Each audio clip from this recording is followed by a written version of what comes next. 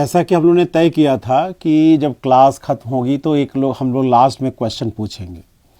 तो आज का हमारा क्वेश्चन ये है कि अगर मैं आपसे कहूँ कि जो रूस यूक्रेन डिस्प्यूट है, कॉन्फ्लिक्ट है, इस रूस यूक्रेन कॉन्फ्लिक्ट में अगर वेस्ट का, पश्चिम का या एंटी रूस का जो प्रतिनिधित्व कर रहा है तो कौन कर रहा है। मतलब अगर आपसे मैं सवाल पूछूं कि रूस के अगेंस्ट में एक जो लॉबिंग हो रही है, भले वो कोल्ड वॉर के रूप में ही क्यों ना हो, उस लॉबिंग को रिप्रेजेंट कौन कर रहा है, और अगर रूस फ्यूचर में उसकी स्थिति खराब होती है तो वो कौन सा देश है जो इसको रिप्रेजेंट कर रहा है।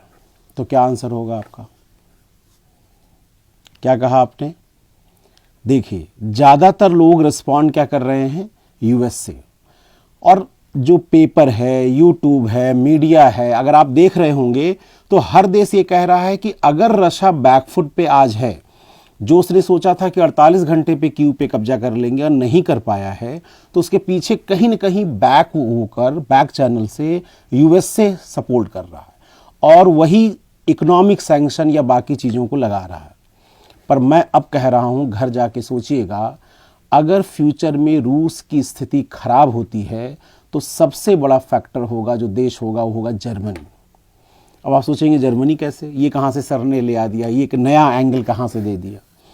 अगर आप मैप देखेंगे कि रूस के बाद यूक्रेन, यूक्रेन के बाद पोलैंड, पोलैंड के बाद जर्मनी, अगर मैप देखिएगा तो देखिए दिखाई देगा। दरअसल पुतिन का ये अनुमान था कि हम जब यूक्रेन पर अटैक करेंगे तो यूएस से भले ही हम पर सैंक्शन लगाए, पर जर्मनी और फ्रांस सैंक्शन नहीं लगा सकते। क्यों? क्योंकि जर्मनी और फ्रांस की 40 से 50% जो एनर्जी और गैस की सप्लाई है वो रूस करता है। पुतिन जानते थे ये बात। तो उन्हें लग रहा था कि अगर ये लोग कुछ कार्रवाई नेटो के लिए करते हैं तो वो जर्मनी को धमकी देंगे कि हम आपकी गैस की सप्लाई बंद कर देंगे। इससे जर्मनी डिफेंसिव हो जाएगा, और डिफेंसिव हो जाएगा तो मध्यस्थता करने की कोशिश करेगा या नेटो को, यूएसए को न्यूट्रल करने की कोशिश करेगा। पर जर्मनी ने इस बार बड़ा बोल्ड स्टेप लिया। पहली बात तो यह है कि इस लड़ाई में सबसे पहले उसने ही अपनी तरफ से कह दिया कि हम गैस की सप्लाई बंद करते हैं। अब आप सोचिए कि गैस की सप्लाई बंद करने का मतलब है कि जर्मनी के पास विकल्प होना चाहिए। तो जर्मनी ने यह कहा कि हम अपना जो पहले से हमारा वेयर हाउस में इकट्ठा हुआ है या जो हमने स्टोरेज कर रखा है एनर्जी का, उसका यूज करेंगे। उसके बाद हम गैस का विकल्प खोजेंगे, और उस विकल्प की अगर ज़्यादा भी कीमत अदा करनी पड़ी तो हम ज़्यादा कीमत अदा करें। तो उसने जो पुतिन का कैलकुलेशन था उसको गलत साबित कर दिया। दूसरा, उसने कहा है कि हम नेटो की जितने भी हथियारों की बेस है जर्मनी में, उसको हम सप्लाई करेंगे यूक्रेन को। आपको पता है जर्मनी ने पिछले 60-70 सालों में अपने नेटो के हथियारों को किसी देश को नहीं दिया है, पर पहली बार उसने तय किया है कि वो हथियार किसको देगा? यूक्रेन को देगा। और इसमें जो स्ट्रिंगर्स हैं, जो मिसाइल को, एंटी मिसाइल स्ट्रिंगर होती है, वो बड़ा क्रिटिकल है। अभी आप देख रहे होंगे कि रूस की एयर सुपरियॉरिटी है, रूस यूक्रेन के एयर पे पूरी तरह छाया हुआ है। अगर इन स्ट्रिंगर से अगर उनके मिग विमानों को, सुखोई विमानों को नष्ट किया जाने लगा तो रूस और आक्रामक होगा। अभी तक रूस ने उनके किसी देश पर भीषण हमला नहीं किया है, अब रूस उस पर भीषण हमला करेगा, और अगर ये करेगा तो स्थिति और ज़्यादा भयावह होगी।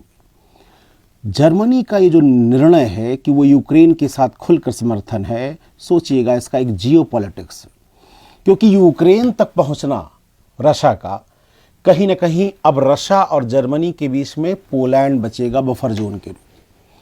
और अगर पोलैंड में भी वो इंटरफेयर करने की फ्यूचर में सोचे, जैसा कि पुतिन ने 21वीं सदी में, किसी ने ये सोचा नहीं था कि हम किसी अन्य देश पर अपनी सेनाएं भेजेंगे। याद रखिएगा, चाइना अगर ताइवान पे भेजने को कहता है तो ताइवान को दर्जा ही नहीं देता है कि स्वतंत्र देश है। यूक्रेन को तो स्वतंत्र देश का दर्जा स्वयं रूस ने दिया था, और 1994 में बुडापेस्ट समिट में रूस ने यूक्रेन को सुरक्षा की गारंटी भी दे रखी है। उसके बावजूद रूस ने अगर ये हिमाकत की है तो जाहिर बात है कि ये यहाँ रूस की स्थिति बिल्कुल क्या है, अलग है। ऐसे में जर्मनी का ये स्टेप आगे रूस के लिए कितना खतरनाक होगा या पुतिन के लिए कितना मिसकैलकुलेशन वाला साबित होगा, ये तो समय बताएगा।